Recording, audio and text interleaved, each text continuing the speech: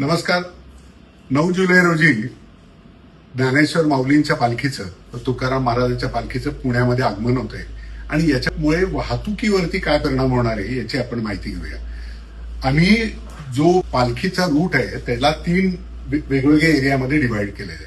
आता पहिला जो एरिया आहे जो मोखेल, विश्रांतवाडी, संगमवाडी, वाकडेवाडी, खडकी, पाटील इस्टेट हा एरिया हा साधारण सकाळी 3 वाजल्यापासून संध्याकाळी 5 पर्यंत वाहतुकीसाठी बंद असेल.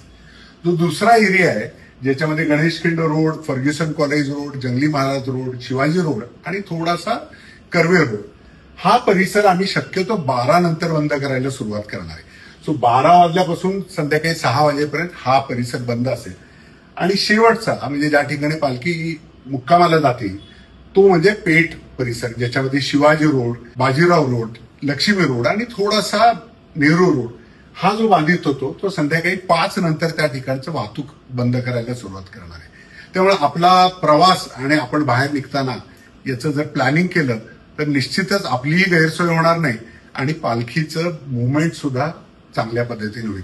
याबरोबरच आपल्याला जर पालखीचं लोकेशन पाहायचं असेल तर आपण diversion.punepolice.gov.in ही जर आमचं वेब पेज जर आपण बघितलं तर आपल्याला लाईव्ह पालखीचं लोकेशन मिळेल. म्हणजे आपल्याला दर्शनासाठी जायचं असेल तरी सुद्धा आपली त्याची सोय होईल.